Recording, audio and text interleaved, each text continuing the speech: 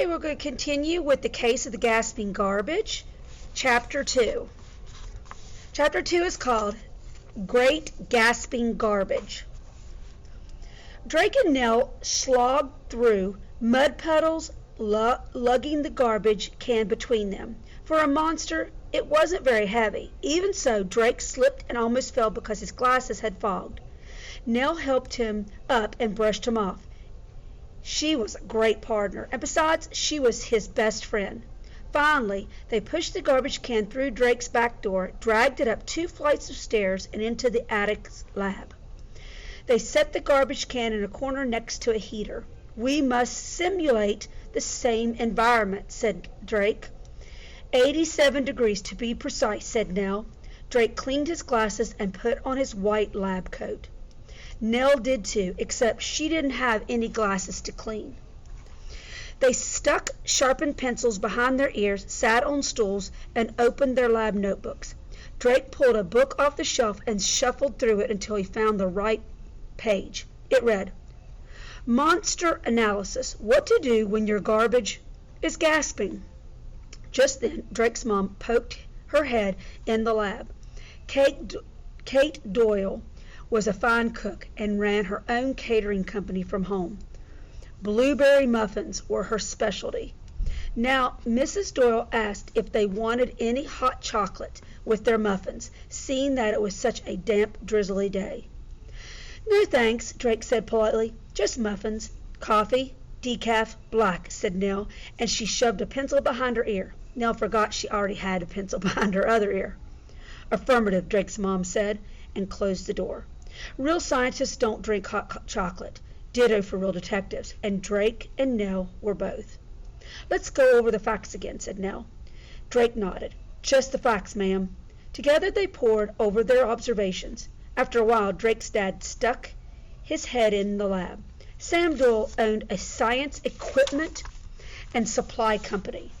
He regularly brought home used equipment for the lab. Computers, microscopes, telescopes, glassware, Bunsen burners, even an old sink that he had plummeted with hot and cold water. If either Drake or Nell needed equipment, Mr. Doyle was the man.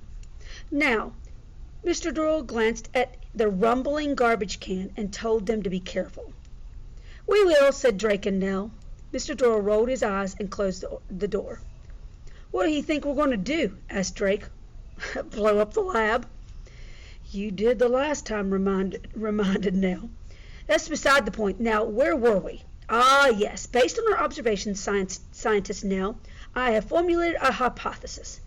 All through the evening they worked. Later, Mrs. Doyle brought them tomato soup and grilled cheese sandwiches with a pickle on the side. Mrs. Doyle always cooked from her vegetarian menu whenever Nell was around, because Nell was a vegetarian. Drake and Nell washed their hands and sat at Drake's desk, knowing they should never eat or drink while conducting experiments. They were top-notch scientists. After supper, Nell called her mother and asked if she could stay extra late, given that there was no school tomorrow, and that they were swamped with experiments and under a deadline. Ann Fossey was a biology professor at Mossy Lake University. Her specialty was wildlife biology. "Goodness gracious sakes alive," exclaimed Professor Fossey. "Sounds like you're a busy scientist. Now, don't you worry about a thing, my dear. I'll be sure to feed your rats and lizards. And don't forget my snakes and bugs." "Of course, dear," said Professor Fossey. "I'll leave the light on for you." Finally, after midnight, just when Nell was on her 4th cup of decaf, they had their answer. In the morning, Nell hurried back to Drake's house. They called Gabby first thing. "Meet us in the lab," said Nell. "We discovered the identity of the monster." After Gabby arrived, Drake paced the floor while Nell sat on the stool. "You see, Mrs. Talberg," Drake was saying, "it's really quite simple, Nell." "Thank you, Detective Drake. First of all," and Nell said Nell, "the garbage can sounded hollow when we tapped on it. Second, the garbage can wasn't too heavy." "You see, Mrs. Talberg," said Drake, "most monsters are quite heavy." "In addition," added Nell, "the garbage can was stored in a very warm environment. We copied that environment in our lab by setting the can next to the heater and checking its temperature. But most important, the garbage can smelled like bread.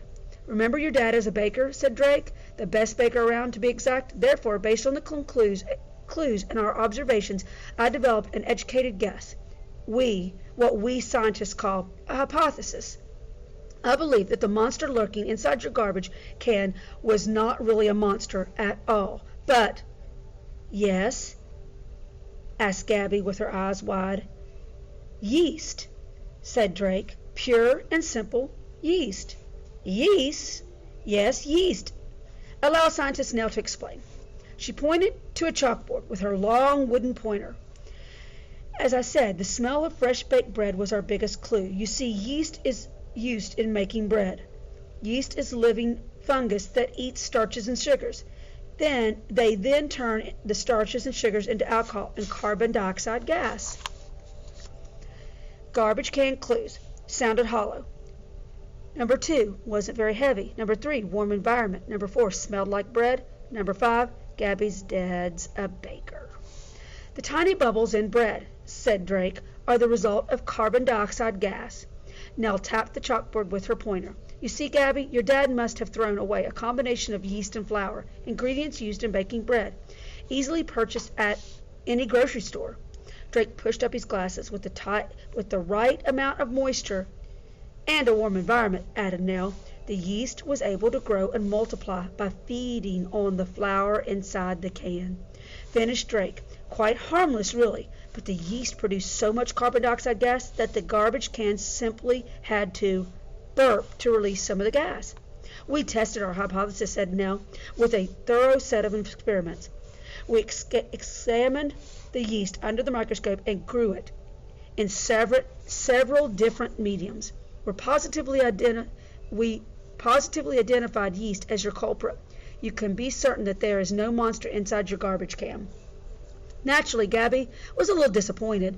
After all, yeast was not as exciting as a blood-sucking monster. She shook their hands anyway for a job well done. I knew you could do it, she said. I can't wait to tell my friends. Nell handed Gabby their business card. Call us any time. Later that day, Drake wrote in his lab notebook, monster analysis, a success. Hypothesis, correct. Received 2 prize loaves of bread, extra raisins, extra nuts as a payment. Rating on the delicious scale, 10. Paid in full.